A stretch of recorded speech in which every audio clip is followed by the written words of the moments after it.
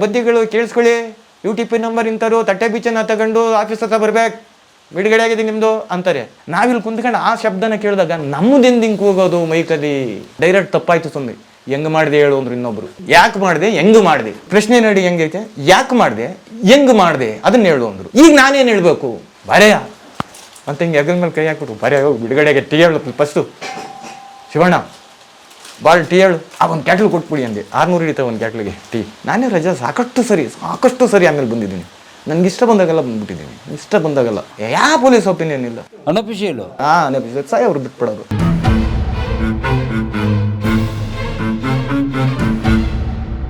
Punishment ಆಯ್ತಲ್ಲ, ನೀವು ಅದಕ್ಕೇನು ಅಪೀಲ್ ಹೋಗಿ ಟ್ರೈ ಮಾಡಿಲ್ಲ? ಅಪೀಲ್ ಹೋದ್ವಿ, ಹೈಕೋರ್ಟ್ಗೆ ಹೋದ್ವಿ. ಎಷ್ಟು ವರ್ಷ ಆದಮೇಲೆ? ಆವಾಗಲೇ ಹೊಂಟೋದ್ವಿ. ಅಲ್ಲಿಗೆ ಹೋದಾಗ ಒಂದು 2-3 ತಿಂಗಳೊಳಗಡೆಯಲ್ಲಿ ಅಪೀಲ್ ಹೋದ್ವಿ. ಏನಾಯ್ತು? C.A. ಚನ್ಮಂತರಾಯಪ್ಪ ಅನ್ನೋ ಒಬ್ಬರು ಉನ್ನತ ಮಟ್ಟದ ಲಾಯರು. C.A. ಚನ್ಮಂತರಾಯಪ್ಪ ನೀವು ಹೆಸರು ಕೇಳಿರ್ಬೋದು. ಅವರೆಲ್ಲ ಸಣ್ಣ ಪುಟ್ಟ ಲಾಯರ್. ಸಬಾಸ್ಟಿನ್ನು, ಸುಭಾಷ್, C.A. ಚನ್ಮಂತರಾಯಪ್ಪ, C.B. ನಾಗೇಶು, ಇವರೆಲ್ಲ ಸಣ್ಣ ಪುಟ್ಟ. ಅವ್ರನ್ನ ನೋಡಬೇಕು ಅಂದರೆ ಡೇಟ್ಗಳು ತಗೊಂಡೋಗ್ಬೇಕು, ಆ ಥರದ ಲಾಯರ್ಗಳು ಅವರೆಲ್ಲ. ಇಲ್ಲಿರ್ಬೇಕಾದ್ರೆ ವಿಚಾರಣಾ ದಿನ ಬಂದಿಯಾಗಿದ್ದಾಗ 1,40,000 ರೂಪಾಯಿ ತಗೊಂಡು ಅವ್ರಿಗೆ ಕಡಿಮೆ ಕೊಟ್ಬಿಟ್ಟು ಲಾಯರಿಗೆ ದುಡ್ಡು ಕೂಲಿ ಕೊಟ್ಟಲ್ವ ಮಾಡಲು ಅಂತ ಹೇಳಿರಲ್ವ ಇಲ್ಲಿ ಈ ಲಾಯರ್ಗೆ. ಅಲ್ಲೇನಾಯ್ತು ಕೇಳ್ರಿ, ಇಲ್ಲೊಬ್ಬರು ಲಾಯರ್ ಮುಖಾಂತರ ಹೋಗಿರಲ್ಲ, ಅಲ್ಲಿ ಅವ್ರಿಗೆ ದುಡ್ಡು ಕೊಟ್ಟಿಲ್ಲ, ಇಲ್ಲಿ ಈಸ್ಕೊಂಡವ್ರ ದುಡ್ಡ ಆವ ಲಾಯರಿಗೆ ದುಡ್ಡು ಕೊಟ್ಟಿಲ್ಲ. ಕೇಸ್ ಹಿಂಪಾಡಿ ಕೇಸ್ ನಡೆದ್ಬಿಟ್ಟೈತೆ. ಇಲ್ಲಿ ಹೈಕೋರ್ಟಲ್ಲಿ ಕೇಸ್ ಹಿಂಪಾಡಿ ಕೇಸ್ ನಡೆದ್ಬಿಟ್ಟೈತೆ. ಪೇಪರ್ನಲ್ಲಿ ಬಂದ್ಬಿಟ್ಟೈತೆ, ಎಲ್ಲ ಪೇಪರ್ಗಳಲ್ಲಿ ಬಂದ್ಬಿಟ್ಟೈತೆ. ಕೆಳ ನ್ಯಾಯಾಲಯ ಕೊಟ್ಟಿರೋಂಥ ಶಿಕ್ಷೆನ ನಮ್ಮ ಹೆಸರುಗಳ್ನ ಹಾಕ್ಬಿಟ್ಟು ಕೋರ್ಟ್ ಎತ್ತಿಡ್ದದೆ ಅಂತ. ಎತ್ತಿಡ್ದದೆ ಅಂದರೆ ಕಾಯಮು ಅಂತ ಜಡ್ಜ್ಮೆಂಟ್ ಫಿಕ್ಸು. ಇಲ್ಲೇನು ಕೊಟ್ಟೈತೆ ಅದು ಸರಿ ಅಂದ್ಬಿಟ್ಟು ಸರಿ ಅಲ್ಲಿ ವಾದ ಮಾಡಿರೋರ ಇಲ್ವಲ್ಲ. ಹೆಸರಿಗೆ ಮಾತ್ರ ನಾವೇನು ಅನ್ಕೊಂಡ್ರು C.A. ಚನ್ಮಂತರಾಯಪ್ಪಂಗೆ ಕೊಟ್ಟಿದ್ದೀವಿ. ಯಾರು ನಿಮ್ಮ ಲಾಯರು? C.A. ಚನ್ಮಂತರಾಯಪ್ಪ ಫಿಕ್ಸು ಆಚಾರ್ಯ ಅಂದರು. ಅವ್ರಿಗೆ ನಾನು ಯಾರು ಅನ್ನೋದೇ ಗೊತ್ತಿಲ್ಲ, ಯಾಕೆ ಫೀಸ್ ಹೋಗಿಲ್ಲ. ಆಮೇಲೆ ಒಂದಿನ ಅವ್ರು ಮೇನ್ ಗೇಟಿಗೆ ಬಂದ್ಬಿಟ್ಟವ್ರೆ. ನಾನು ಮಾತಾಡ್ಸೋಣ ಅಂತ ಹೋಗ್ಬಿಟ್ಟಿನಿ. ಅಲ್ಲಿ ಮೇನ್ ಗೇಟಲ್ಲಿ ಎಲ್ಲ ಕಡೆಯಲ್ಲೂ ಫ್ರೀ ಆಗಿದ್ದು, ಚೆನ್ನಾಗಿ ಓಡಾಡ್ಕೊಂಡಿದ್ದೆ. ಸರ್ ನಮಸ್ಕಾರ ಸರ್, ನಮ್ಮ client sir Shivanna and Chandrayaan others Tumakuru sir. Lawyer ಯಾರು ಸರ್? ಇಂಥವ್ರು ಪಾವಗಡ ಶ್ರೀರಾಮ್ ಅಂತ ಹೇಳ್ತಾರೆ ಸರ್. ಪಾವಗಡ ಶ್ರೀರಾಮ್ ಅಂತ ಅವರೇ ಅಲ್ಲಿಗೆ ಮೀಟ್ ಮಾಡಿಸಿರೋದಂತೆ. ಆಮೇಲೆ ನೋಡ್ತೀನಿ ಅವ್ರನ್ನ ಕಳ್ಸಪ್ಪ ಅಷ್ಟೇ ಹೇಳಿದ್ದು. ನೋಡ್ತೀನಿ ಆಫೀಸ್ ಹತ್ರ ಕಳಿಸು ಅಂದರು. ನಾನು ಯಾರು ಅಂತ ಅವ್ರಿಗೆ ಗೊತ್ತಾಗಿಲ್ಲ. ನನ್ನ ಕ್ಲೈಂಟ್ ಇವರು ಅಂತನ.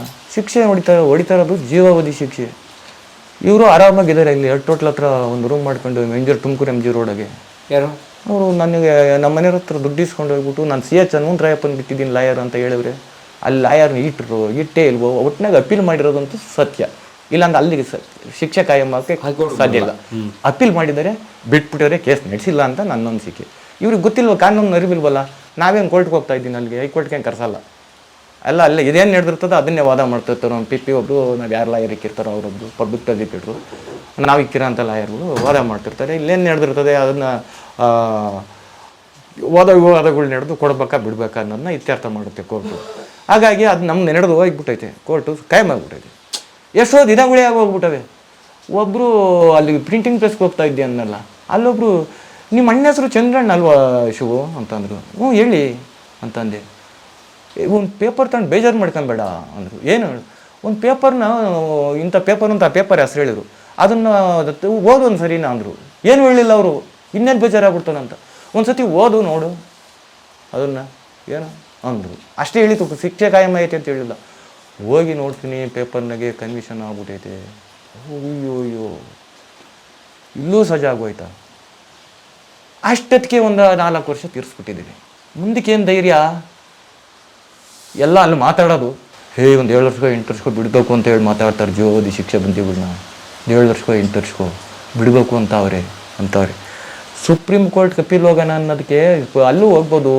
ಅದಕ್ಕೆ ಆದಂಥ ಸರ್ಕಾರಿ ವಕೀಲರನ್ನ ಬೇಕಾದ್ರೂ ಕೊಡ್ತಾರೆ.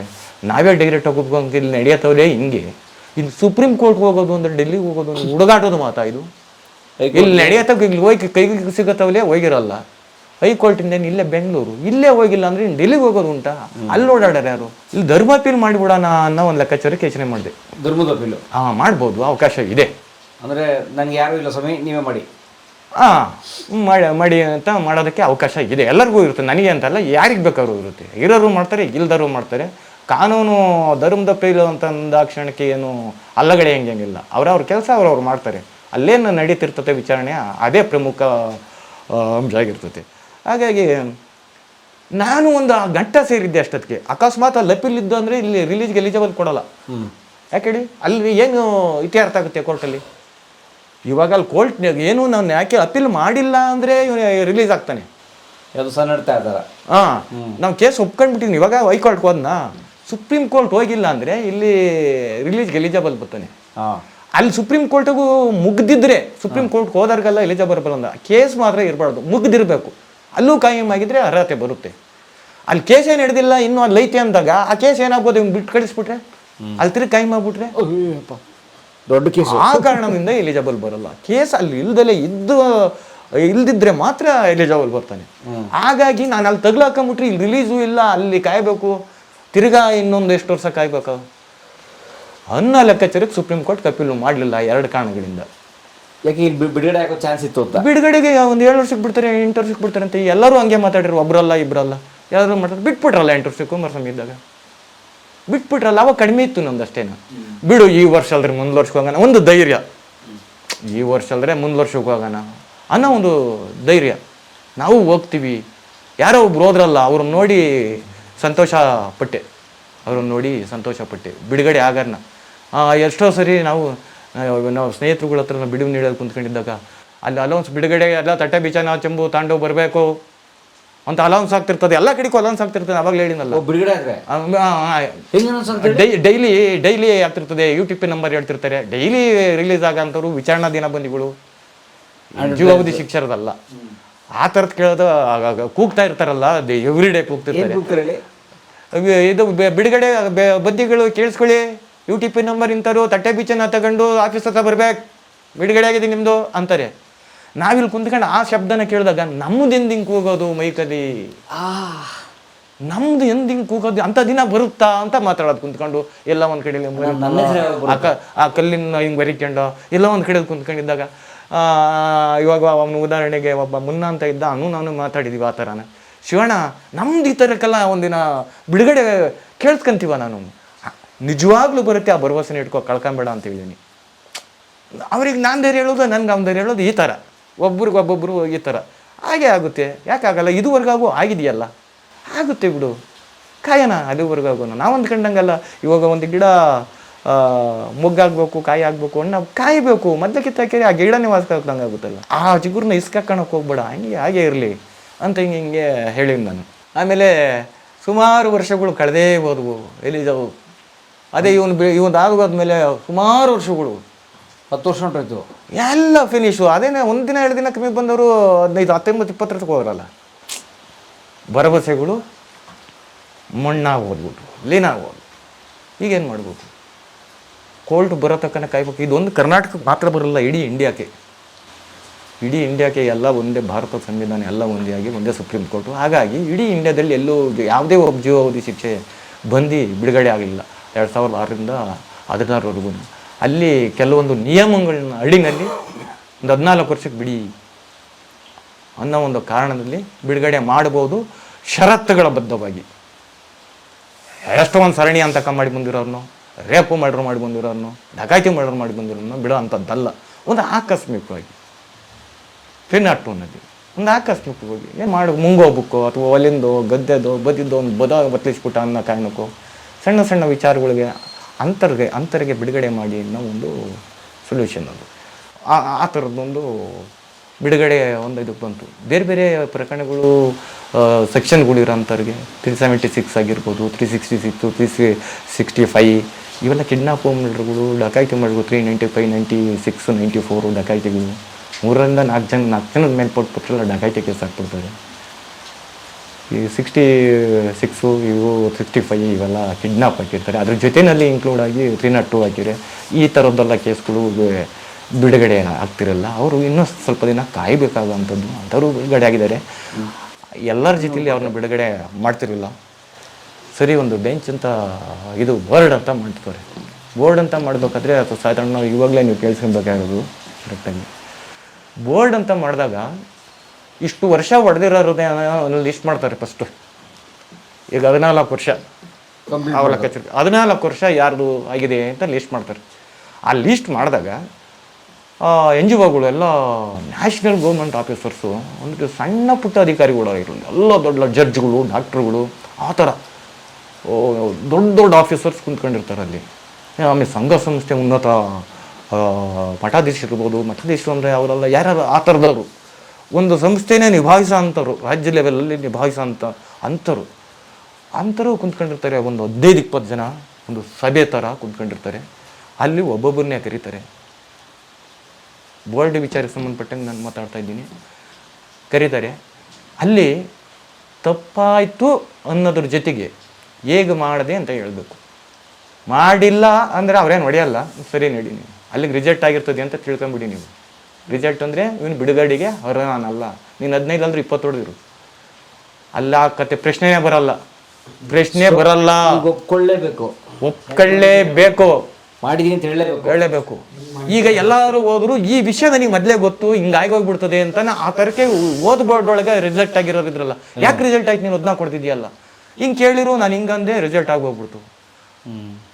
ಈಗ ನನ್ನ ಸರ್ದಿ ಬಂದೈತಲ್ಲ, ನಾನು ಹೋದೆ, ಕೈ ಕಟ್ಕೊಂಡು ನಿಂತ್ಕೊಂಡೆ, ಅಣ್ಣ ಕೈ ಕಟ್ಕೊಂಡು ನಿಂತ್ಕೊಂಡೆ. ಎಲ್ಲ ಹಿಂಗೆ ಆಫೀಸರ್ಸ್ ಕುಂತಾರೆ, ನಮ್ಮ ಜೈಲು ಅಧಿಕಾರಿಗಳು ಕುಂತವ್ರೆ, ನಾನು ನೋಡಿದ್ದಾರೆ. ಎಲ್ಲರೂ ಅಲ್ಲೇ ದಿನ ಓಡಾಡ್ತಾವೆ, ನೋಡಿರ್ತಾರೆ ನಾನೇನು ಕೆಲಸ ಮಾಡ್ತಿದ್ದೀನಿ ಅಲ್ಲಿ, ಈ ಥರದ್ದೆಲ್ಲ ಅವ್ರಿಗೆ ಗೊತ್ತಿತ್ತು. ನಾನು ಆ ಭಾಗದಲ್ಲಿ ಆ ಒಂದು ಸಂಸ್ಥೆಯ ಒಂದು ಅವಿಭಾಜ್ಯ ಅಂಗ, ಅಂದರೆ ಒಂದು ಪೊಲೀಸರು ಏನು ಕೆಲಸ ಮಾಡ್ತಾರೆ ಅಂತ ನಾನು ಕೆಲಸ ಮಾಡ್ತಿದ್ದೆ. ನಾನು ಬರೋ ಕೊನೆ ದಿನದವರೆಗೂ ಪೊಲೀಸ್ ಕೆಲಸ. ನಾವು ಅದೇ ನಮಗೆ ಅವರು ಕಾಕೆ ಬಟ್ಟೆ ಹಾಕೊಂಡ್ರು, ನಾವು ವೈಟ್ ಬಟ್ಟೆ ಅಷ್ಟೇ. ಆ ಕೈದಿಗಳನ್ನೆಲ್ಲ ನಿಭಾಯಿಸ್ತಿದ್ವು ರಾತ್ರಿಯಲ್ಲಿ ಎದ್ದು ಕುಂತ್ಕೊಂಡು. ಎಲ್ಲ ಎಲ್ಲಿಂದ ಯಾವ್ಯಾವ ಮೆಂಟ್ಲಿ ಎಂತೆಂಥ ಮೆಂಟ್ಲುಗಳು ಬಂದ್ಬಿಡ್ತಾರೆ, ಕಳ್ಳರು, ಕಾಕರು, ಡಕಾಯಿತರು, ಏನೇನ ಪೊಲೀಸ್ನವ್ರಿಗೆ ಹಿಂದಿರ್ಕೊಂಡ್ಬಿಡ್ತಾರೆ ಕೆಲವು ಸರಿ. ನಾನಾ ಥರದ ವಿಧವಾದಂಥ ಜನಗಳು ಗೊತ್ತಿರ್ತಾರೆ. ಅಡ್ಮಿಷನ್ನು ಅಲ್ಲೇ ನಾನು ಕೆಲಸ ಮಾಡ್ತಿದ್ದಿತ್ತು, ಅಲ್ಲೇ ನಾನು ಕೆಲಸ ಮಾಡ್ತಿದ್ದಿತ್ತು. ಬರೋ ಕೊನೆಯ ದಿನದವರೆಗೂ 2016 ಆ ದಿನವೂ ಸೇರಿಸಿ ಅಲ್ಲೇ ಇರ್ತಿದ್ದಿತ್ತು. ನಾನು ಚೆನ್ನಾಗಿ ಒಳ್ಳೊಳ್ಳೆ ಕೆಲಸಗಳು ಹೋದೆ. ಆಮೇಲೆ ಹೇಳ್ತೀನಿ ಎಲ್ಲ ನಾನು ಏನೇನು ಕೆಲಸ ಮಾಡಿದೆ ಅಂತ ಹಂತವಾಗಿ ಹೋದೆ. ನಾನು ಅಲ್ಲಿಗೆ ಅಷ್ಟು ಮುಂದೆ ಹೋಗಿಲ್ಲ, ಹೇಳ್ತೀನಿ. ಆಮೇಲೆ ಈಗ ನನ್ನ ಸರ್ದಿ ಬಿಡುಗಡೆಗೆ ನನ್ನ ಸರ್ದಿ ಬಂತು ಅಂತ ಹೇಳಿದ್ನಲ್ಲ, ಕಮಿಟಿಲಿ ದೊಡ್ಡ ದೊಡ್ಡ ಅಧಿಕಾರಿಗಳು ಇರೋದು, SP ಗಳಿರ್ತಾರೆ, IG ಗಳಿರ್ತಾರೆ, DGP ಗಳಿರ್ತಾರೆ, ಡೈರೆಕ್ಟರ್ ಜನರಲ್ ಆಫ್ ಪೊಲೀಸ್, ಆ ಥರದವರೆಲ್ಲ ಇರ್ತಾರೆ.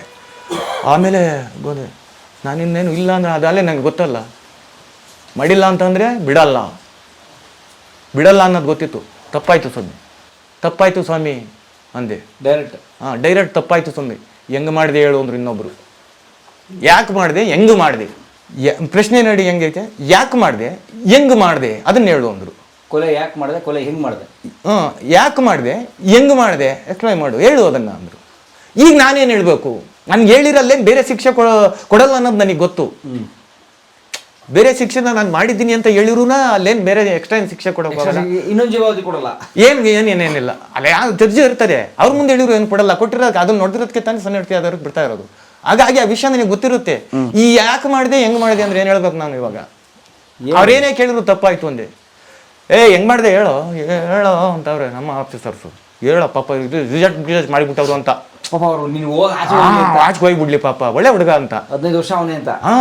ಹೋಗ್ಬಿಡ್ಲಿ ಅಂತಾನು ನಮ್ಮ ಸಾಹೇಬ್ರನ್ನ ನಾನು ನೋಡ್ತಾ ಇರ್ತೀನಿ. ಅವಾಗ ಕೃಷ್ಣಕುಮಾರ್ ಅನ್ನೋರಿದ್ರು. ಆಮೇಲೆ ಹೇಳೋ ಅಂತವ್ರೆ, ಏನು ಇವನೆಲ್ಲಿ ಎದ್ರಕೊಂಡು ಹೇಳೋದಿಲ್ವೋ ಅಂತ ತಿಳ್ಕೊಂಬಿಟ್ಟಾರ ಅವರು. ನನಗೆ ಗೊತ್ತು, ನಾನು ಮಾಡಿದ್ರೆ ಹೆಂಗೆ ಮಾಡಿದ್ದೆ ಅಂತ ಹೇಳ್ಬಿಟ್ಟಿನಿ. ಈಗ ಹೆಂಗೆ ಮಾಡಿ ಅಂತ ಹೇಳಿದ್ರೆ ಏನು ಹೇಳ್ಬೇಕು, ತಪ್ಪಾಯ್ತು ಅಂತ ನಾವು 2 ಸತಿ 4 ಸತಿ 3 ಸತಿ ಹೇಳಿದೆ. ಹೆಂಗಾಯ್ತು ಅಂತ ಕೇಳು ಅಂತ ಹೇಳ್ತಾ ಇಲ್ವಾ ಅಂತ ಅಂದರು. ಏನು ಹೇಳ್ಬೇಕು ಹೇಳಿ ಅಂದೆ. ಏನು ಹೇಳ್ಬೇಕು ಹೇಳ್ತೀನಿ ನಾನು ಅಂದೆ. ಮತ್ತೆ ಹೆಂಗೆ ಹೇಳಿ, ತಪ್ಪಾಯ್ತು ಅಂತ ಇದ್ದೀನಿ ಅಂದ್ರೆ ಅವರು ಎಲ್ಲ ಹಿಂಗೆ ಮಕ್ಕ ಹಿಂಗೆ ನೋಡ್ಕೊಂಬಿಟ್ರಲ್ಲ, ಅವ್ರ ಮಕ್ಕ ಇವ್ರ ಮಕ್ಕ ಅವರು.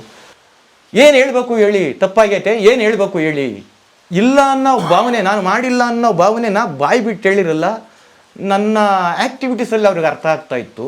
ಆಮೇಲೆ ಏನು ಮಾಡಬೇಕು ಹೇಳಿ ಅಂತ ನಾನು ಕೇಳಿನಲ್ಲ, ಹೇಗೆ ಮಾಡಿದೆ ಹೇಳು ಅನ್ನೋ ಪ್ರಶ್ನೆಗೆ ನಾನು ಇವಾಗ ಹೆಂಗೆ ಮಾಡಿದೆ ಅಂತ ಒಂದು ಕಾಲ್ಪನಿಕವಾಗಿ ಹೇಳ್ಬೇಕಾಗ್ತದೆ ಕತೆನ. ಇದನ್ನು ಹಿಂಗೆ ಕೇಳಿದೆ ನಾನು, ಒಂದು ಕಾಲ್ಪನಿಕವಾಗಿ ಹೇಳ್ತೀನಿ, ನೀವು ಹೇಳಿ ಯಾರಾದ್ರೂ ಏನು ಹೇಳಬೇಕು ಹೇಳ್ತೀನಿ ಅಂದೆ. ಹಿಂಗೆ ಅವ್ರವರೇ ಮಕ್ಕ ಮಾಡ್ಕೊಂಡು ಅದೇನೋ ಬರ್ಕೊಂಡ್ರು, ಹೋಗಿ ಆಚೆಗೆ ಅಂದರು. ರಿಸಲ್ಟ್ ಆಗೈತೆ ಅಂತ ಅಂದ್ಕೊಂಡೆ ನಾನು, ಸಾಮಾನ್ಯಕ್ಕೆ ರಿಸಲ್ಟ್ ಆಗಿರುತ್ತೆ ಅಂತಲೇ. ಆಮೇಲೆ ಆ ಆಫೀಸ್ನಾಗ ಕೆಲಸ ಮಾಡೋನು ನನ್ನ ಅಪ್ಪಟ ಸ್ನೇಹಿತ. ಇವಾಗಲೂ ಪರಿಚಯ ಇರ್ತದೆ. ಇದು ಸಿಟ್ಕಲ್ ಅವರು ಅಂತೇಳಿ ಅದೇ ಓದಿವರು PhD ಅಂತೇಳಿ ಹಾಗಾಗಿ ಅವ್ರನ್ನ ಆಫೀಸಿಗೆ ಇಷ್ಟು ಹೆಚ್ಚು ಕಮ್ಮಿ ನಾನೇ ಕರ್ಕೊಂಡೋಗ್ಬಿಟ್ಟಿತ್ತು ಅವ್ರನ್ನ. ಅವ್ರು ನನಗಿನ್ನ ಜೂನಿಯರು ನನಗಿನ್ನ ಒಂದು 3-4 ವರ್ಷ ಜೂನಿಯರ್ ಅವರು. ಅಷ್ಟೊತ್ತಿಗಾಲೆ ನಾನು ಅವ್ರಿಗಿನ್ನ ಒಂದು 5-6 ವರ್ಷನ ಅಂದ್ಕೊಂಡ್ಬಿಟ್ರಿ. ಅಷ್ಟೊತ್ತಿಗಾಲೆ ಬೆಂಗಳೂರು ಸೆಂಟ್ರದಲ್ಲಿ ಸೀನಿಯರ್ ಆಗಿದ್ದೆ. ಹಾಗಾಗಿ ನನ್ನ ಮೇಲೆ ಒಳ್ಳೆಯ ನಂಬಿಕೆರು ನಮ್ಮೂರ ಕಡೆಯವರೇ ಆಗಿರೋದು, ತುಮಕೂರು ಡಿಸ್ಟಿಕ್ನವರೇ ಆಗಿರೋದ್ರಿಂದ ಅವ್ರು ನನ್ನ ಹತ್ರ ಚೆನ್ನಾಗಿದ್ದರು. ಅಲ್ಲೇನು ನಡೀತಿರ್ತದೆ ಅಲ್ಲಿ ಅನ್ನೋದೆಲ್ಲ ಗೊತ್ತಿರೋದು. ಆಫೀಸ್ನಾಗ ಕೆಲಸ ಮಾಡ್ತಾಯಿದ್ರು ಅವರು. ಹಾಗಾಗಿ ಬಂದರು ಬೆಳಿಗ್ಗೆನಾಗ ಬರ್ತೀನಿ. ಒಂದು 6 ಗಂಟೆಗೆ ಏನಾಯಿತು ರಿಲೀಸ್ದು ನನಗೆ ನನ್ನ ಮೈಂಡಲ್ಲಿ ಬರೀ ಅದೇ ಉಳ್ಕೊಂಬಿಟ್ಟೈತೆ. ರಿಸಲ್ಟ್ ಮಾಡಿರ್ತಾರೆ ಅಂತಾನೆ. ಅಲ್ಲಾಗಿರೋದು ಏನಾಗಿರ್ತದೆ, ಕ್ಯಾಬಿನೆಟ್ಗೆ ಹೋಗಿರುತ್ತೆ. ಓಹೋ, ಅಲ್ಲಿ ಅಷ್ಟೊತ್ತಿಗೆ ಬಿಟ್ಬಿಡಲ್ಲ ಅವರು. ಕ್ಯಾಬಿನೆಟ್ಗೆ ಹೋಗುತ್ತೆ. ಕ್ಯಾಬಿನೆಟ್ಟು ಎಲ್ಲ ಅಲ್ಲಿ ಪಾಸಾದಾಗ ಇಡೀ ಸರ್ಕಾರದ ವ್ಯಾಪ್ತಿನಲ್ಲಿ ಪಾಸಾದ ಮೇಲೆ ಗವರ್ನರ್ಗೆ ಹೋಗುತ್ತೆ, ರಾಜ್ಯಪಾಲರಿಗೆ ಹೋಗುತ್ತೆ. ಅಲ್ಲಿಂದ ಬಂದಾಗಲೇ ಅವ್ನು ಬಿಡುಗಡೆ ಆದಂಥ ಲೆಕ್ಕ. ಅಲ್ಲಿ ಕ್ಯಾಬಿನೆಟ್ ಆಗೋಗಿರೋವು ಕೂಡ ಎಷ್ಟೋ ರಿಜೆಕ್ಟ್ ಆಗೋಗ್ತವೆ. ಓಹೋ, ರಾಜ್ಯಪಾಲರಿಗೆ ಹೋಗ್ಬೇಕು. ರಾಜ್ಯಪಾಲರಿಗೆ ಹೋದವು ರಾಜ್ಯಪಾಲರ ಹತ್ರ ರಿಜೆಕ್ಟ್ ಆಗ್ತವೆ. ಕ್ಯಾಬಿನೆಟ್ ಪಾಸ್ ಆಗಿದ್ರು ಕೂಡ ಕೆಲವು ಪ್ರಕರಣಗಳು. ರಾಜ್ಯಪಾಲರು ಓಕೆ, ಅದೇ ಫೈನಲ್. ಒಂದೇ ಪ್ರಜೆ ಅಲ್ವಾ ಅವರು? ಕರ್ನಾಟಕಕ್ಕೆ ಒಂದೇ ಪ್ರಜೆ, ದೇಶಕ್ಕೆ ರಾಷ್ಟ್ರಪತಿ ಒಂದೇ ಪ್ರಜೆ. ಓಕೆ, ಅವ್ರು ಹೇಳಿತ್ತು ಅವ್ರಿಗೆ ಯಾವಾಗ ಬೇಕಾದ್ರು ಏನು ಬೇಕಾದ್ರು ನಿರ್ಧಾರ ತಗೊಳ್ಳೋಂಥ ಹಕ್ಕು ಅವ್ರಿಗಿದೆ. ಹೌದು, ಖಂಡಿತವಾಗ್ಲೂ ಅವ್ರಿಗಿದೆ. ಹಾಗಾಗಿ ನಂದೇನಾಗೋಗ್ಬಿಟ್ಟಿತ್ತು. ನಾನು ಇಂಥ ಹೇಳಿಕೆ ಕೊಟ್ಟಿದ್ದೆ. ಎಲ್ಲಿ? ಬೋರ್ಡಲ್ಲಿ ಅವ್ರಿಗೆ ಕೇಳು ಅಂದರೆ ಏನು ಹೇಳೋಣ, ಹಿಂಗಾಗಿತ್ತು ಒಂದು ಅಂತ ವೆಂಕಟೇಶ್ ಹತ್ರ ಹೇಳ್ಕೊಂಡಿದ್ದೇನು. ಹೆಂಗೆ ಮಾಡಿದೆ ಅಂದ್ರೆ ಏನು ಹೇಳೋಣ ವೆಂಕಟೇಶ್, ಏನಂತ ಹೇಳಿಲ್ಲ ನಾನು. ಹೆಂಗೆ ಮಾಡಿದೆ, ಯಾಕೆ ಮಾಡಿದೆ ಅಂದ್ರೆ ಏನು ಹೇಳಲಿ? ತಪ್ಪಾಯಿತು ಅಂತ ಹೇಳಿದ್ದೀನಪ್ಪ. ಹೆಂಗೆ ಮಾಡಿದೆ, ಯಾಕೆ ಮಾಡಿದೆ ಅಂದ್ರೆ ಏನು ಹೇಳಲಿ? ಹಂಗಾಗಿ ಅದೇನು ಹೇಳಬೇಕು ನೀವೇ ಹೇಳ್ರಿ ಅಂತ ಹೇಳಿದೆ. ಒಂದು ಕಾಲ್ಪನಿಕವಾಗಿ ಹೇಳ್ಬೇಕಾಗುತ್ತೆ ಅಷ್ಟೇನಾ? ಯಾರನ್ನ ಹೇಳ್ಕೊಂಡು ಕೊಡಿ, ನಾನು ಹೇಳ್ತೀನಿ ಅಂತ ಹೇಳ್ತೀನಿ. ತಪ್ಪಾಗೈತೆ, ಏನು ಹೇಳ್ಕೊಂಡು ಕೊಡಿ, ಅದನ್ನು ಹೇಳ್ಬಿಡ್ತೀನಿ ಅಂದೆ. ನೀನು ಹಂಗೆ ಅನ್ಬಾರ್ದಾಗಿತ್ತು ಅಂತ ಅಂದರು. ಸರಿ, ಕ್ಯಾಬಿನೆಟ್ ಪಾಸ್ ಆಗೈತೆ. ಎಲ್ಲರೂ ನಂದೊಬ್ಬಂದಲ್ಲ, 509 ಜನ ನಾನು ಬಿಡುಗಡೆ ಆಗಿದ್ದೇನಾಗಿತ್ತು. 509 ಜನ. ಹಾಂ, 10 ವರ್ಷ ಬಿಟ್ಟಿರಲ್ವಲ್ಲ. ಯಾಕೆ ಹೇಳಿ ಅಷ್ಟೊಂದು ಜನ ಸಂಖ್ಯೆ ಆಗಿದ್ದಿತ್ತು? 10 ವರ್ಷ 2006ರಿಂದ 2016ವರೆಗೂ ಬಿಟ್ಟಿರಲ್ವ? 10 ವರ್ಷದಿಂದ ಎಲ್ಲ ಆಲ್ಟಾಗಿ ಹೋಗಿದ್ರಲ್ಲ. ವರ್ಷಕ್ಕೆ ಅಂತಂತವಾಗಿ ಬಿಟ್ಟಿದ್ರೆ ಎಲ್ಲ ಕಡಿಮೆ ಆಗಿ ಹೋಗಿರಲ್ಲ. 50ರಿಂದ 100, 50 ಅಂದರೆ ಎಷ್ಟು, 100 ಬಂದರೆ ಜಾಸ್ತಿ ಅಂದ್ಕೊಂಬಿಡಿ. ಆ ಥರದ್ದು ಇರೋದು ಆಗಿರಲ್ವಲ್ಲ. ಈಗ ಕೂಡ ಹಾಕ್ಕೊಂಬಿಟ್ರಲ್ಲ ಒಂದೇ ಸತಿ. ಹಾಗಾಗಿ 509 ಜನ ಆಯಿತು. ಆಮೇಲೆ ನಾಳೆಗೆ ಬಿಡುಗಡೆ ಆಗಬೇಕು. ರಿಪಬ್ಲಿಕ್ ಡೇ ಜನವರಿ 26ನೇ ತಾರೀಕು. ನಾನು ಈಚೆಲ್ಲೇ ಇದ್ದೀನಿ. ಅದೆಲ್ಲ ಕೆಲಸಗಳು ಮಾಡಿಕೊಂಡು ಆಮೇಲೆ ನನಗೆ ಕುತೂಹಲ, ಏನಾಗೈತೋ ಅಂತಾನೆ. ಇನ್ನೂ ಅಧಿಕೃತವಾಗಿ ಗೊತ್ತಿಲ್ಲ. ಆಮೇಲೆ ಆ ವ್ಯಕ್ತಿ ಒಂದು ಆಫೀಸ್ಗೆ ಹೋದನು. ಒಂದು 6 ಗಂಟೆಗೆ ಬಂದ, 6:30-7 ಗಂಟೆ ಹಂಗೆ ಬಂದ.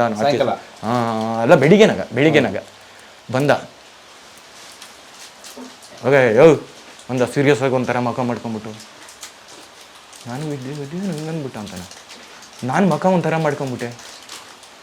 ಬಿಡುಗಡೆ ಐತೆ ಅವಾಗ, ಸೇಮ್ ಡೇ. ಅವತ್ತೇನ. ಈಗ ಅವನ ಹೇಳಿರೋದು 8 ಗಂಟೆನಾಗ, 10 ಗಂಟೆಗೆ 12 ಗಂಟೆಯಿಂದ ಪ್ರೊಸೆಸ್ ಶುರುವಾಗಿ ಹೋಗುತ್ತೆ. ಏನು ಕೆಲಸ ಮಾಡಿಬಿಟ್ಟೆ ನೀನು ಅಂತ ಅಂದರೆ ಅವ್ನು ನನಗೆ ತಮಾಷೆ ಮಾಡೋಕ್ಕೆ ವೆಂಕಟೇಶನವನು, ನೀನು ಯಾಕೆ ಹಂಗೆ ಹೇಳಿದ್ದೆ ಅವತ್ತಿನ ದಿನ ಅಂತ ಹೇಳೋದನ್ನ ರಿಜೆಕ್ಟ್ ಮಾಡಿದ್ರೆ ಅಂತ ತಿಳ್ಕೊಳ್ಳಿ ಅಂತಾನೆ. ಬರೆಯ ಅಂತ ಹಿಂಗೆ ಹೆಗಲ ಮೇಲೆ ಕೈ ಹಾಕ್ಬಿಟ್ಟು, ಬರೆಯ ಬಿಡುಗಡೆಗೆ ಟೀ ಹೇಳು ಫಸ್ಟು, ಶಿವಣ್ಣ ಬಾಳ್ ಟೀ ಹೇಳು ಅಂತ ಕರೆದ್ರು. ಒಂದು ಕ್ಯಾಟ್ಲ್ ಕೊಟ್ಬಿಡಿ ಅಂದೆ. 600 ಹಿಡಿತಾವೆ ಒಂದು ಕ್ಯಾಟ್ಲಿಗೆ ಟೀ. 600 ಒಂದು ಕ್ಯಾಟಲ್ ಅಂತ ಬರುತ್ತೆ. ಇಷ್ಟು ದೊಡ್ಡ ಸ್ಟೀಲ್ ಬಾಕ್ಸು 600 ಟೀನು ಕೊಟ್ಬಿಡೋಲ್ಲಿ ಅಂದೆ. ಯಾರು ಕುಡಿತಾರಲ್ಲ ಕೊಟ್ಬಿಟ್ಟೆ. 600 ಅಲ್ಲೇನು ದುಡ್ಡು. ಟೀ ಅದೇನು ದುಡ್ಡೇನು ಜಾಸ್ತಿ ಅಲ್ಲ, ₹1. ಈಗಲೂ ₹2 ಇರ್ಬೋದು ಅಲ್ಲಿ. ಟೀ ಅಷ್ಟೇ ಇರೋದು. ಅಷ್ಟೇನಾ. ಅಲ್ಲೇನು ಲಾಭಕ್ಕೆ ಅಂತ ಮಾಡ್ರಿ ಅಂತ ಏನು ಮಾಡಿಲ್ಲ. ಅದೇನು ಕಮರ್ಷಿಯಲ್ಗೆ ಅಲ್ಲಿ ಕೈದಿಗಳೇ ಮಾಡೋದು, ಅವರೇ ಇದು ಮಾಡೋದು, ಆ ಹಣನೂ ಅವ್ರಿಗೆ ಸಿಗುತ್ತೆ. ಹಾಗಾಗಿ ಬಿಡುಗಡೆಗೆ ಎಲಿಜಿಬಲ್ ಬಂತು ನೋಡಿ. ಆ ಬೋಲ್ಡ್ ಅನ್ನೋದಕ್ಕೆ ಅಲ್ಲಿ ನೀವು ಸೂಕ್ಷ್ಮವಾಗಿ ಗಮನಿಸ್ಬೇಕಾದಂಥದ್ದು ಎಂಥ ಸಂದರ್ಭ ಬರ್ತದೆ. ಒಬ್ಬ ನಿರಪರಾಧಿಗೆ ಬೋಲ್ಡ್ ಅನ್ನೋದ್ರಲ್ಲಿ ಎಂಥ ಸಂದರ್ಭ ಬರ್ತದೆ ಅನ್ನೋದನ್ನ ವಿಚಾರನ ಇಲ್ಲಿ ಆಲೋಚನೆ ಮಾಡಬೇಕಾಗಿದೆ. ತಪ್ಪಾಯಿತು ಅಂತ ಒಪ್ಕೊಂಡ್ರೂ ಕೂಡ ಹೆಂಗೆ ಮಾಡಿದೆ, ಯಾಕೆ ಮಾಡಿದೆ ಅನ್ನೋದನ್ನೂ ಸಹ ಹೇಳ್ಬೇಕಾಗ್ತದೆ. ಮಾಡಿಲ್ಲದೆ ಹೋಗ್ಲಿ. ಇಲ್ಲ ಅಂದ್ರೆ ಇವ್ನು ಸರಿಯಾಗಿ ಇನ್ನೂ ಪರಿವರ್ತನೆ ಆಗಿಲ್ಲ ಅಂತ ತಾನೇ. ಪರಿವರ್ತನೆ ಆಧಾರದ ಮೇಲೆ ಬಿಡ್ತಾ ಇರೋದು. ಪರಿವರ್ತನೆ ಆಗಿಲ್ಲ ಅವನು. ಅವನು ಆ ಗಿಲ್ಟ್ ಒಪ್ಕೋಬೇಕು. ಸ್ವಾಮಿ ನಾನು ಈಗ ತಪ್ಪು ಮಾಡಿದೆ, ಹಿಂಗ್ ಮಾಡಿದ್ರೆ ಈ ತರ ಮಾಡಿದ್ರೆ ಆವಾಗ ಏನಿದೆ ಗೊತ್ತಾನೆ, ಇವ್ನು ಇನ್ನೂ ಪರಿವರ್ತನೆ ಆಗಿಲ್ಲ ಅಂತ ಹೇಳ್ತೆ, ಸರಿ ಹೋಗು ಅಂತ ರಿಜೆಕ್ಟ್ ಮಾಡಿಬಿಟ್ಟಿರ್ತಾರೆ. ಆ ಥರಕ್ಕಾಗುತ್ತೆ. ಇದು ದೈವದ ಚೇತನೇನೋ ನನಗೆ ಬಿಡುಗಡೆ ಆಯಿತು, ದೇವ್ರಿದ್ದ ಅಂತ ಇಂಥದ್ರಲ್ಲಿ ನಂಬೋದು ಅಷ್ಟೇ. ನಾವು ಆ ಥರ ಆಯಿತು. 2016 ಜನವರಿ 26 ಬಂದ್ರೆ ಆಚೆ. ಬಂದೆ. ಎಷ್ಟು ಗಂಟೆಗೆ ಕ್ಯಾರೆಕ್ಟರ್ ಆಚೆ? ನಾವು ರಿಲೀಸ್ ಆಗಿತ್ತು ಒಂದು 7 ಗಂಟೆ 7:30 ಆಯಿತು ನೈಟು. ಬೆಳಿಗಿಂದ ಬಿಟ್ರು ಜಾಸ್ತಿ ಜನ ಇರ್ತದೆ. ಆ ಪ್ರೋಸೆಸ್ ಎಲ್ಲ ಮಾಡ್ಬೇಕು. ಯಾರು ಹೋಗ್ತಾ ಇದ್ದಾರೆ, ಯಾರು ಒಬ್ಬೊಬ್ಬರನ್ನೇ ಬಿಡ್ಬೇಕಲ್ಲ. ಒಬ್ಬೊಬ್ಬರನ್ನೇ ಒಂದು 7:30 ನಾನು ಬಂದೆ. ಈಗ ಮನೆಗೆ ಬರೋ ಹೊತ್ತಿಗೆ ಒಂದು 8 ಗಂಟೆ 10 ಗಂಟೆ ಆಯಿತು. 10 ಗಂಟೆ ಬಂದ್ರಿ. ನಮ್ಮ ಜೊತೆಲಿ ಇನ್ನೊಂದು ನಮ್ಮ ಅಣ್ಣ ಬೇರೆ ಇದ್ದು ಅನ್ನಲ್ಲ, ಇಬ್ಬರು ಒಟ್ಟಿಗೆ ಬಂದರು. ಈ ಜೊತೆಲೇ ಬಂದ್ವಿ. ನಿಮ್ಮ ಅಣ್ಣ ಹೆಂಡತಿ ಏನಾದ್ರು ಇದ್ದಾರೆ ಎಲ್ಲ ಇದ್ದಾರೆ. ಅವರೆಲ್ಲ ಚೆನ್ನಾಗಿದ್ದಾರೆ. ನಮ್ಮ ಹೆಂಡತಿ ಮಕ್ಕಳೆಲ್ಲ ಇದ್ದಾರೆ. 15 ವರ್ಷ ಆಚೆ ಆಚೆ ಇವ್ರ ಒಳಗಡೆ ಈ ಪೆರಲ್ ರಜಾಗಳು ಅಂತ ಹೇಳ್ತಿದ್ವಲ್ಲ, ಬರೀ ರಜಾಗಳು ನಾವು ಅರ್ಧಕ್ಕೆ ಕಟ್ ಮಾಡಿನಲ್ಲ. ರಜಾಗಳು ಸಾಕಷ್ಟು ಸರಿ. ಆಮೇಲೆ ಅಲ್ಲಿ ಪೊಲೀಸ್ನವ್ರು ಹಿಂಗೆ ಮಾಡಲ್ಲ. 161ನಲ್ಲಿ ಇವ್ರು ಪೊಲೀಸ್ನವರೆಲ್ಲ ಯಾವಾಗಲೂ ರಿಜೆಕ್ಟ್ ಮಾಡೋರಲ್ಲ. ಈ ಪೊಲೀಸ್ನವರು ರಿಜೆಕ್ಟ್ ಮಾಡ್ಬಿಡೋರು. ಇವ್ನು ಬರೋದ್ರಿಂದ ಸಾಕ್ಷಿದಾರಗಳು ತಲೆ ಮರೆಸ್ಕೊಂಡು ಹೋಗಂಗೈತೆ. ಅದೇನೂ ಇಲ್ಲ, ಎಲ್ಲರೂ ನಮಗೆ ಗೊತ್ತಿರೋ ಅಂಥದ್ದೇ. ದಡ್ರು ಹಂಗೆ ಕದ್ದೋಗವರು, ಅದೆಲ್ಲ ಮಾಡೋ ಅಂಥವ್ರು ದಡ್ರು. ಅದೆಲ್ಲ ನಮಗೆ ಗೊತ್ತೈತಿ. ಅವ್ರು ಈ ಥರ ಒಂದು ಕಾರಣ ತೋರಿಸಿ ಬರ್ಬಿಡೋರು. ಇವ್ನು ಬರೋ ಅಂಥದ್ದು ಏನಿಲ್ಲ, ಇವ್ರ ಮನೆಯಲ್ಲೆಲ್ಲ ಚೆನ್ನಾಗಿದೆ, ಅವ್ರು ಎಲ್ಲರೂ ಚೆನ್ನಾಗಿದ್ದಾರೆ. ಇವಾಗ ಮನೆ ರಿಪೇರಿ ಅಂತ ಒಂದು ಕಾರಣ ತೋರಿಸ್ಬೇಕು ಹಾಕಿರಿ, ಮನೆ ಚೆನ್ನಾಗೈತೆ, ತಂದೆ ಚೆನ್ನಾಗಿದ್ದಾರೆ. ನೀವು ಡಾಕ್ಟ್ರಿ ಮೆಡಿಕಲ್ಲೇ ಕೊಟ್ಟಿರಲಿ, ಮೆಡಿಕಲ್ಲೇನೆ ಅವರಿಗೆ ನೋಡ್ಕೊಳಕ್ಕೆ ಬೇರೆಯವ್ರು ಇದ್ದಾರೆ. ಅವ್ರಿಗೆ ನೋಡ್ಕೊಳಕ್ಕೆ ಬೇರೆಯವ್ರು ಇದ್ದಾರೆ. ಅವ್ರ ತಂದೆ ನೋಡ್ಕೊಳಕ್ಕೆ ಇವ್ರು ಬರೋ ಅಂತ ಅಗತ್ಯ ಏನಿಲ್ಲ. ತಲೆ ಮರ್ಸ್ಕೊಳ್ಳೋ ಸಾಧ್ಯತೆ ಏನು ಬರ್ದಿಸೋಕ್ಕೆ ರಿಜೆಕ್ಟ್ ಮುಗೀತು. ಇನ್ನು ಆ ಪೇಪರ್ನ ಇಸ್ಕೊಳಕ್ಕೆ 6 ತಿಂಗಳು ಕಾಯ್ಬೇಕು. ಅವ್ನು ಪೇಪರ್ ಇಸ್ಕೊಳಕ್ಕೆ ತಿರುಗಿ ಇನ್ನು 6 ತಿಂಗಳು ಕಾಯ್ಬೇಕು. ಆ ಥರದ ಸನ್ನಿವೇಶ ಆಗಿ ಒಂದು 4 ವರ್ಷ ಸ್ಟಕ್ ಆಗ್ಬಿಟ್ಟಿದ್ದೆ. ಅಂದರೆ ಅಲ್ಲಿ ಬರೋಕ್ಕಾಗಿರಲ್ಲ ನಾನು ಈಚೆ ಹಿಡಿಕೆ ಒಂದು 4 ವರ್ಷ. ನಿಮ್ಮ ಮನೆಯವ್ರು ಬರೋರಾ? ಯಾರು? ನಿಮ್ಮ ಮನೆಯವರು ತಂದೆ ತಾಯಿ ಬರೋ ದೇವಿಗೆ? ನನ್ನ ತಂದೆ ಒಂಥರ ಬನಿಷ್ಠರು ಬರ್ತಿರಲಿಲ್ಲ. ಅವರು ಬರ್ತಿರಲಿಲ್ಲ ಅವರು. ನಾನೇ ಬಂದ್ಬಿಡಿನಲ್ವ. ನಾನೇ ರಜಾ ಸಾಕಷ್ಟು ಸರಿ ಆಮೇಲೆ ಬಂದಿದ್ದೀನಿ. ನನಗೆ ಇಷ್ಟ ಬಂದಾಗೆಲ್ಲ ಬಂದಿದ್ದೀನಿ. ಯಾವುದೇ ಪೊಲೀಸು ಒಪಿನಿಯನ್ ಇಲ್ದದೆ. ಯಾವ ಪೊಲೀಸ್ ಒಪಿನಿಯನ್ ಇಲ್ಲ. ಬರೀ 161 ಅವ್ರು ಬಿಟ್ಬಿಡೋರು. ಸುಪ್ರೀಂ ಕೋರ್ಟ್ ಕೊಟ್ಟಿರಲಿ, ಸುಪ್ರೀಂ ಕೋರ್ಟ್ ಸದ್ಯಕ್ಕೆ ಜೀವಾವಧಿ ಶಿಕ್ಷೆ ಕೊಟ್ಟಿರಲಿ, ಬಿಡೋಂಥ ಹಕ್ಕು ಅಲ್ಲಿನ ಸೂಪರಿಂಟೆಂಟ್ಗೆ ಇರುತ್ತೆ. ಜಡ್ಜ್ ಬೇಕಾದ್ರೆ ಕೊಟ್ಬಿಡ್ಲಿ ಜೀವಾವಧಿ ಶಿಕ್ಷೆ. ಅವ್ರ ಕೆಲಸ ಮುಗೀತು ಅಷ್ಟೇ. ಇದು ಇವ್ರ ಕೆಲಸ. ಸೂಪರಿಂಟೆಂಡೆಂಟ್ ಜೈಲ್ ಹಕ್ಕಿದೆ. KPR ನಿಯಮ ಅವ್ರದ್ದೇ ಆದಂಥ ಹಕ್ಕಿದೆ. ಸುಪ್ರೀಂ ಕೋರ್ಟೇ ಕೊಟ್ಟಿರಲಿ. ಇವ್ರನ್ನ ಬಿಡ ಅಂತ ಇವ್ರ ಎಂಡ ಬರೋದಷ್ಟೇ. ಜೈಲ್ ಸೂಪರಿಂಟೆಂಟ್ ಅವ್ರಿಗೆ ಹಕ್ಕಿದೆ, ಬಿಡ್ಬೋದು. ನನಗೆ ಆಧಾರದಾಗ ಏನು ಬಿಡ್ತಿರಲಿಲ್ಲ. ಕೆಲವೊಂದು ಸರಿ ನಾವು ಇವಾಗ ಪೊಲೀಸರಿಗೆ ಕಳಿಸ್ತಿರ್ತೀವಿ ಅಂದ್ಕೊಳ್ಳಿ. ಇವ್ರು ಕಳಿಸೋದೇ ಒಂದೊಂದು 6 ತಿಂಗಳು ಆಗ್ಬಿಡೋದು. ಒರಿಜಿನ 3 ತಿಂಗಳು ಮಡಿಕೊಂಬಿಡೋದು. ಆ 3 ತಿಂಗಳಾದ್ಮೇಲೂ ಕಳಿಸಿರೋನ ರಿಜೆಕ್ಟ್ ಮಾಡಿ ಕಳಿಸಿರೋರು. ಇವ್ನು ಬರೋದೇನು ಬೇಕಾಗಿಲ್ಲ ಅಂತ. ಅಲ್ಲಿ ಒಂದು ಅರ್ಜಿನ ಡಿಸ್ಪ್ಯಾಚ್ ಮಾಡಿಸ್ಬೇಕು ಅಂದರೆ ಒಬ್ಬರೇ ಬರ್ಬಿಟ್ಟು ಹಿಂಗೆ ಕಳಿಸಲ್ಲ. ಅದು ಫಾಲೋಅಪ್ ಮಾಡೋದೇ ಬೇರೆ. ಇದೊಬ್ಬರು ತಕ್ಕೆ ಜೈಲರ್ ತಗೋಬೇಕು, ಚೀಫ್ ಜೈಲರ್ ತಗೋಬೇಕು, ಅಸಿಸ್ಟೆಂಟ್ ಸೂಪರಿಂಟೆಂಡೆಂಟ್ ತಗೋಬೇಕು, ಸೂಪರಿಂಟೆಂಡೆಂಟ್ ತಗೋಬೇಕು, ಚೀಫ್ ಸೂಪರಿಂಟೆಂಡೆಂಟ್ ತಗೋಬೇಕು, DIG ತಗೋಬೇಕು, ಆಮೇಲೆ ಡಿಸ್ಪ್ಯಾಚ್ ಆಗಬೇಕು. ಅದು ಅಂಥದ್ದು ಎಷ್ಟೋ ಜನಗಳು ಇರ್ತಾರಲ್ಲ, ಅವ್ರ ಲೈನಿಗೆ ನಿಂತ್ಕೊಂಡು ಹೋಗ್ಬೇಕು. ಒಂದು ಡಿಸ್ಪ್ಯಾಚ್ ಆಗೋದ್ರೊಳಗೆ ಅವ್ನು ಶ್ರಮ ಸಾಕಾಗೋಗಿರ್ತದೆ. ಅದೇನ ರಿಸಲ್ಟ್ ಆಗಿ ಬಂತು ಅಂದರೆ ಇನ್ನೊಂದು ಅರ್ಜಿನ ಕೂಡ 6 ತಿಂಗಳು ಕಾಯಬೇಕು. ಇಲ್ಲಿ ಇವ್ನು ಬರೋದು ಬೇಡ ಅಂತ ಬರೆದು ಕಳಿಸ್ಬಿಡ್ತಾನೆ. ಇವಾಗ ಅವ್ನು ಬರೋಕ್ಕೆ ಮಾರ್ಗ ಹೇಗೆ? ನಿಜಾನ. ಆವಾಗ ಒಂದು ಉಪಯೋಗಿಸ್ಕೊಂಡೆ KPR ನಿಯಮ. ಕರ್ನಾಟಕ ಕಾರಾಗೃಹ IPDಗಳ ಪ್ರಕಾರ 191(2D) ಅಂತ ಒಂದು ಇದು ಬರುತ್ತೆ. ಆ ನಿಯಮದ ಅನುಸಾರವಾಗಿ ಇವ್ರೇನು ಬಿಡ್ಬೇಕಾ ಬೇಡವಾ ಅನ್ನೋದು 15 ದಿನದ ಒಳಗೆ ಕಳಿಸ್ಬಿಡ್ಬೇಕು. ಪೊಲೀಸ್ ಬಿಡಬೇಕಾ ಬೇಡವಾ ಕಳಿಸ್ಬೇಕು. ಇವರು ಕಳಿಸ್ಲಿಲ್ಲ ಅಂದರೆ ಬಿಡೋ ಅಂತ ರೈಟ್ಸ್ ಇರುತ್ತೆ ಸೂಪರಿಂಟೆಂಟ್ಗೆ. ಹೌದಾ? ಅದೇ 191(2D). ಅದು ಕಂಡಿಡ್ಬಿಟ್ರಿ. ನಾನು ಅಲ್ಲೇನು ಮಾಡಿದೆ ಅನ್ನೋದನ್ನ ನಾನು ಇದನ್ನೇ ಹೇಳ್ತಾ ಇರೋದು. ಇವಾಗ ಸ್ಕೂಲ್ಗೆ ಹೋದವ್ರಿಗೆಲ್ಲ ಮಗಿ ಬರಬೇಕು ಅಂತ ಏನು ರೂಲ್ಸ್ ಇದೆಯಾ? ಆ ರೀತಿ ಜೈಲಾಗಿರೋರಿಗೆಲ್ಲ ಕಾನೂನು ತಿಳ್ಕೊಬೇಕು ಅನ್ನೋ ಭಾವನೆ ಬಂದರೆ ತಿಳ್ಕೊಬೋದು. ಎಲ್ಲರೂ ಪ್ರಯತ್ನ ಪಟ್ಟರೆ ತಿಳ್ಕೊಬೋದು. ಎಲ್ಲರೂ ಮಗ್ಗಿನೂ ಕಲಿಬೋದು. ಅವ್ರ ಪ್ರಯತ್ನದ ಮೇಲೆ ಐತಿ. ಅವನೇನು ಕಲ್ತ ಅನ್ನೋದು ಅವನೇನು ಆಯ್ಕೆ ಮಾಡ್ಕೊಂಡು ಅನ್ನೋದ ಮೇಲೆ ಇತಿಹಾಸ ಆಗುತ್ತೆ. ಆ ರೀತಿ ನನಗೆ ಎಲ್ಲ ಒಂದು ಕಡೆ ಏನೋ ತಪ್ಪಿನ ಅರಿವಾಗಿತ್ತು ಅಂತಂದರೆ ಕಾನೂನು ಕೊರತೆ ಇತ್ತು ನನಗೆ ಹಿಂದೆ. ಅದನ್ನು ನಾನು ಅಲ್ಲಿ ಪಡ್ಕೊಳ್ಳೋ ಅಂಥ ಪ್ರಯತ್ನ ಪಟ್ಟೆ. ನಾನಲ್ಲಿ ನಮಗೇನೋ ಕಾನೂನು ಅರಿವಿಲು ಎಲ್ಲಿ ಕಡಿಮೆ ಆಯಿತು ಅಂದರೆ ಒಡಗಿದ್ವಲ್ಲ ನಾವು. ನನಗೆ ಗೊತ್ತಿದ್ರೆ ನಾನೇ ಕೊಡೋಕೆ ಹೋಗಿನಿ ಅವತ್ತಿನ ದಿನ. ಕಾನೂನು ಅರಿವಿಲ್ಲದಕ್ಕೆ ನಾನು ಒಳಗಿದ್ದೆ. ಆ ಕಾನೂನಿನ ಅರಿವನ್ನ ನಾನು ತಿಳ್ಕೊಳ್ಳೋಂಥ ಪ್ರಯತ್ನನ ಆ ಒಂದು ಶಿಕ್ಷೆಯ ಅವಧಿನಲ್ಲಿ ಉಪಯೋಗಿಸ್ಕೊಂಡೆ. ಇವಾಗ ಈ ಸಮಾಜದ ಮುಖ್ಯವಾಹಿನಿಯಲ್ಲಿ ನಾನು ಹೇಗೆ ಬದುಕಬೇಕು, ನಾನು ಮಾಡೋದು ತಪ್ಪಲ್ವಾ, ಲೀಗಲ್ ಯಾವುದು, ಇನ್ಲೀಗಲ್ ಯಾವುದು, ಸಮಾಜದ ಬಾಯಿರುವಂಥ ಘಟನೆಗಳು ಯಾವ್ಯಾವು, ಅದನ್ನೆಲ್ಲ ಕ್ಷಣಾರ್ಧದಲ್ಲಿ ಒಬ್ಬ ವ್ಯಕ್ತಿಗೆ ನಾನು ಹಿಂಗಂದರೆ ಅದು ಎಲ್ಲಿಗೆ ಹೋಗಿ ನಿಲ್ತದೆ, ಅದಕ್ಕೆ ಎಷ್ಟು ಶಿಕ್ಷೆ ಆಗಬಹುದು ಅನ್ನೋವರೆಗೂ ನನಗೆ ಗೊತ್ತೈತಿ. ಅಷ್ಟು ಸಾಕು, ನನ್ನ ಸಂಪಾದನೆ ಅದು.